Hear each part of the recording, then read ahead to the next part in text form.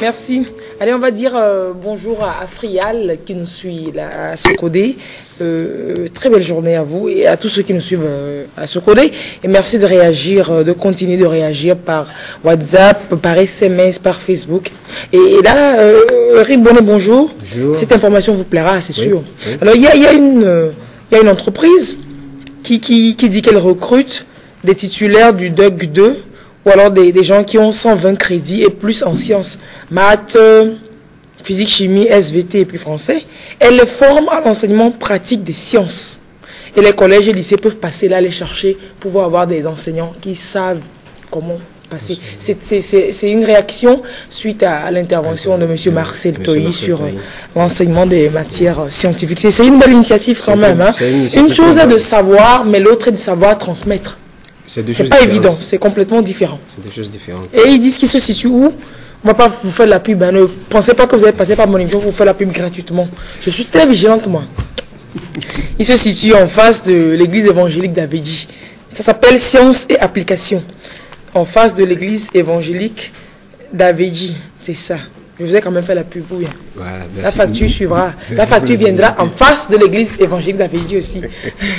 Alors, les vacances utiles, c'est la rubrique orientation. C'est la rubrique orientation, oui. Et nous dire qu'en vacances, c'est pas parce que c'est les vacances qu'on va plus parler orientation. C'est pas parce que c'est les vacances qu'on ne saura plus ce qu'il faut faire. Alors, vacances utiles, alors, ce matin. Vacances utiles, c'est devenu une accroche commerciale. Je pense que beaucoup d'entre nous, nous avons déjà vu. Oh, des banderoles en ville depuis, hein, vacances utiles. Mais au fond, chercher à savoir qu'est-ce qu'on met dans vacances utiles. Parce que vacances utiles, on en parle, mais en réalité, quand on va dans ces écoles-là, qu'est-ce qu'on voit? C'est plus des regroupements pour danser, pour apprendre. Si, danser aussi, c'est utile, c'est pas moins utile. C'est aussi quelque chose. C'est aussi quelque chose. Mais c'est pas tout. Mais c'est pas l'essentiel. Voilà. Alors, il y a beaucoup d'autres choses qu'on peut mettre dedans. Et quand on parle d'orientation, il s'agit de... Mais pourquoi je parle pas, c'est toi qui parles, hein. On va te voir un jour. Il faut continuer. Non, vous en faites pas. Il n'y a pas de souci. Il n'y a pas de souci. Donc, ceux qui organisent les vacances utiles, organisent pour les enfants. Mais en fait, ce sont les parents qui inscrivent les enfants à ces vacances utiles. Donc, nous faisons le devoir de nous adresser à ces parents pour leur expliquer un peu ce qu'il faut rechercher, ce à quoi il faut s'attendre lorsqu'on parle de vacances utiles et pourquoi est-ce qu'il faut envoyer les enfants dans des regroupements, dans des écoles, dans des lieux où on organise des vacances utiles. Alors, une toute petite définition maison, que vous ne trouverez nulle part ailleurs, et que les vacances utiles, on pourrait tout simplement définir ça comme une période de repos, après une année scolaire, une période mise à profit pour acquérir ou accomplir quelque chose d'une certaine valeur.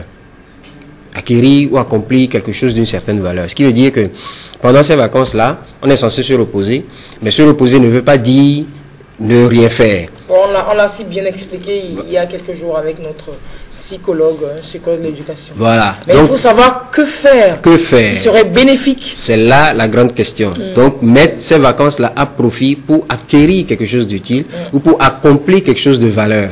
Voilà un peu l'objectif des vacances utiles. Alors, quelle est cette chose de valeur qu'on peut acquérir ou accomplir? D'abord, sous nos cieux, la chose la plus évidente à laquelle tout le monde peut s'adonner sans grand frais, c'est d'avoir accès à une bibliothèque, d'aller dans une bibliothèque où on peut lire, où on peut écrire, où on peut s'adonner à des jeux. Les bibliothèques, malgré que aujourd'hui ça devient quand même un peu rare, il y en a quand même. Oh, il y a des bibliothèques. Il y en a quand même. Il y a des bibliothèques de proximité. Il y a même, regardez sur la route d'Edogomé, là, au centre culturel à la Kola Matata, là, il y a la direction de la culture qui a une bibliothèque de proximité. Là, il y a une bibliothèque là-bas. Voilà. Il y a les centres de lecture publique là. Qui sont un peu partout. Il suffit de chercher et d'être abonné là-bas. Donc le parent ou bien l'enfant qui est là ou bien le parent qui écoute, il peut emmener son enfant là-bas, bon, peut-être pas tous les jours, mais 2 ou 3 fois dans la semaine, l'intéresser à la chose pour que l'enfant découvre. Il y a toujours quelque chose, il y a toujours un livre qui va attirer l'attention de l'enfant, il y a toujours quelque chose à découvrir dans un livre, il y a toujours un livre qui va permettre à l'enfant d'apprendre quelque chose. Et ce n'est pas seulement de lire, mais c'est aussi d'apprendre à écrire. Il y a des enfants qui ont cette passion d'écrire. Ils peuvent écrire un conte, une poésie, une une scénette, tout ce qu'il veut, ou bien faire des jeux, ou bien faire des jeux de sport cérébral. Nous avons aussi les maisons de la culture. Les maisons de la culture, ça commence à pousser un peu partout en ville. Les maisons de la culture. Les maisons de la culture. Ici au Togo. Oui. Il y en a. Il y en a.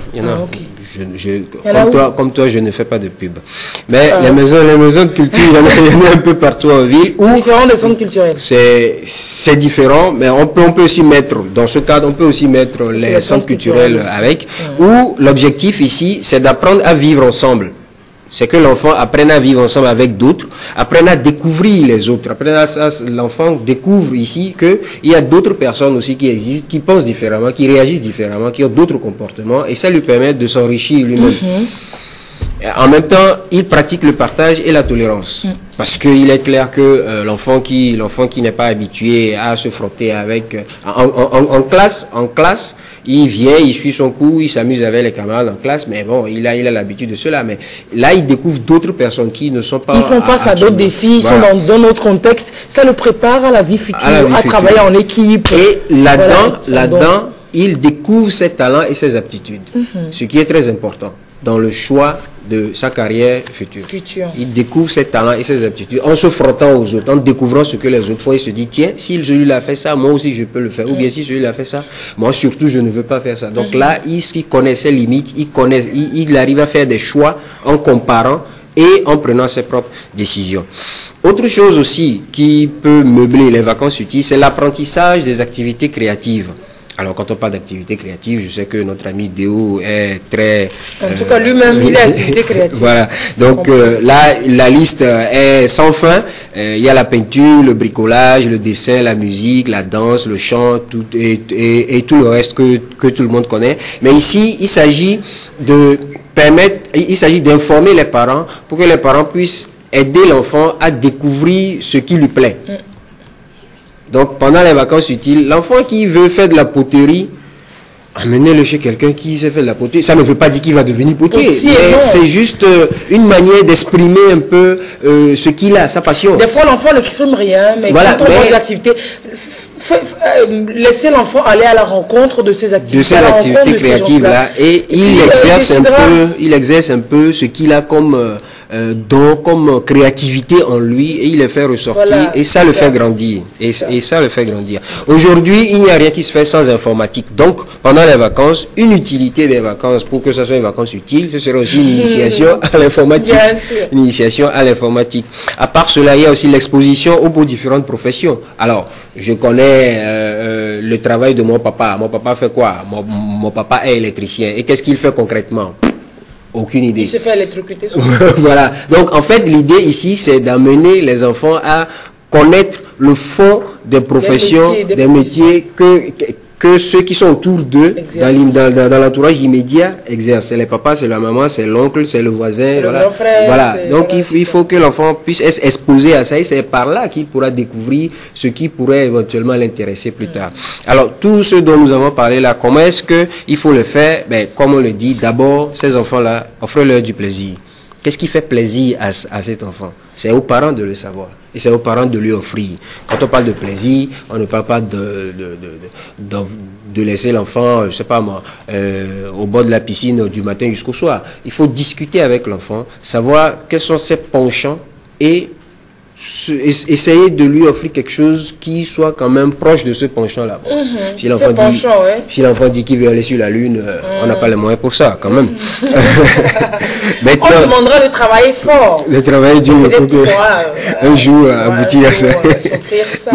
Et un deuxième et dernier point, c'est que il faut arriver à leur montrer la valeur de l'effort, parce que l'enfant veut avoir quelque chose qui lui plaît. Et pendant les vacances, il veut juste s'amuser. Mais il faut qu'il comprenne que ce qui lui fait plaisir, il ne peut l'avoir que s'il le gagne, que s'il travaille, que s'il mérite cela. Et c'est au bout de l'effort. Donc il faut lui montrer la valeur de l'effort et de la compétition, parce qu'aujourd'hui, rien ne se fait sans compétition. L'esprit d'équipe. L'esprit d'équipe, c'est très important parce qu'il ne peut pas travailler tout seul. Et aussi l'importance de la technologie.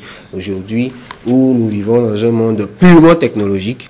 Donc, pendant les vacances, c'est aussi le moyen c'est le moment pour les parents de montrer aux enfants l'importance de la technologie. C'est cela. Voilà. Bah, vacances utiles, sachez choisir. Parce que c'est vrai, il y a des gens qui vous racontent la belle vie aussi, hein, juste pour se faire de l'argent. C'est pas tout. Il y a des projets vicieux. Mais même pas vicieux, il y a des projets. C'est quoi l'adjectif? Vous avez trouvé vous-même. C'est ça, je voulais dire. Il y a des projets comme ça. Et c'est dit, sur lesquels on ne peut pas compter, mais c'est juste parce que les gens veulent se faire de l'argent et puis on envoie les enfants, ils n'apprennent pas grand-chose. Mais nous, les projets qu'on vous présente dans le balade, bon. La plupart des élèves remplissent leurs vacances utiles avec deux activités, soit ils font du commerce, soit ils vont en boîte. Donc, bon, le commerce c'est encore mieux. Oui, mais justement, le commerce, ça devient un carcan tout fermé, alors que bon, le commerce, là, ici, il le fait soi-disant pour économiser des sous pour payer la rentrée. Mais quand vous voyez en réalité, ce qu'il a économisé, ça va plus servir. Il va en boîte le soir avec... Il va voir les amis, ils font la fête ensemble que de... Bon, même il faut aussi faire la fête un peu, mais pas trop. Oui, on fait la fête, mais bon. La fête, il n'y a pas que ça dans la vie. Il y a aussi ça, mais il n'y a pas que ça.